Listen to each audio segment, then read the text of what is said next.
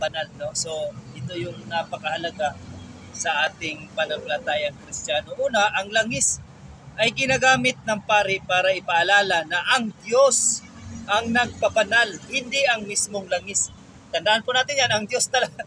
Kaya nga ito yung tinatawag nga natin dito na ang may dalawang uri ng kaligtasan nga dito. Sa ulitin ko yung principal cause of salvation at instrumental cause of salvation.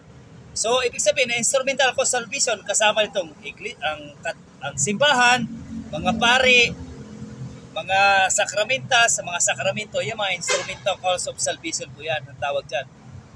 Pero ang principal cause of salvation, ang Diyos mismo talaga.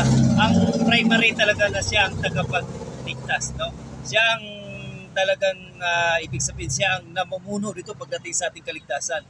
So ulitin ko, ang bakit importante ang holy oil sa langis, kasangkapan ng pagpapala ng pagbabanal. Una, ang langis ay ginagamit ng pari para ipaalala na ang Diyos ang nagpabanal, hindi ang mismong langis, no? Isang bagay na banal sa anyo, ito'y magiging isang langis ng banal na pagpapahid sa buong salinlahi. Isipin mo salinlahi salinlahi ninyo. Saan natin mababasa yan? Sa Exodus 30 verse 31. Oh, napakaganda no? Ikalawa, simbolo ng banal na espiritu. Oh, grabe no? Simbolo ng banal na espiritu. Una, ang langis ay tanda ng lakas at biyaya ng Espiritu Santo. Halimbawa, sa kumpil, ginagamit ng obispo, mga huli, ito'y tinatawag charism at oil para ipakita na tanggapin ang binyagan ang Espiritu Santo. Ikatlo, pagpapagaling at aliw. No, napakaganda no, pagpapagaling at aliw. Sa sakramento ng papapahid ng may sakit, ginagamit ang langis bilang tanda ng awa at kagalingan mula sa Diyos. No?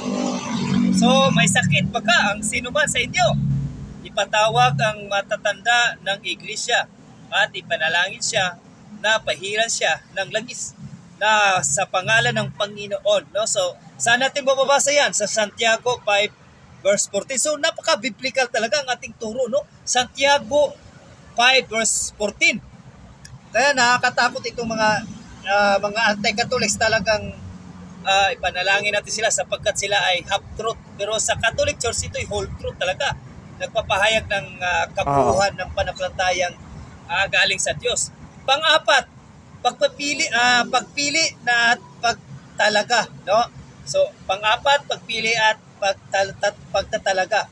Una, ang mga pare, obispo at hari, kasama pang hari ito sa lumang tipan, ay pinahira ng langis bilang tanda ng pagtalaga sa Diyos. So, natatandaan nyo, mga sinuunang excuse me po, kahit sa unang propita, may pagpapahid ng langis sa natin, si Haring David, di ba?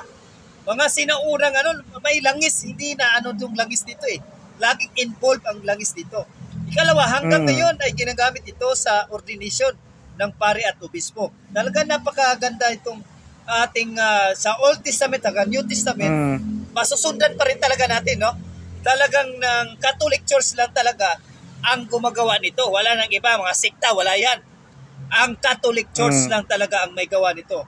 So, ang pari, gumagamit ng holy oil, hindi lang dahil ito ay mismo ng banal, kundi dahil ito ay sakramento ng biyaya ng Diyos, isang tanda ng pagpapahayag ng gawain ng Espiritu Santo. Ikalawa, katulad ng tubig sa binyag, di ba? Tubig sa binyag.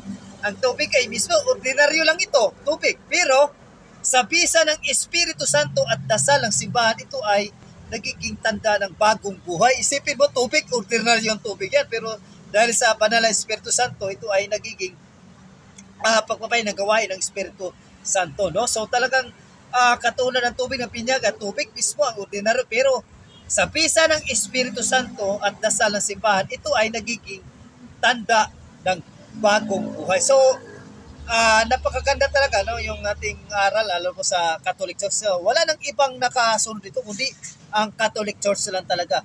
Mga INC, wala namang banal na holy oil eh.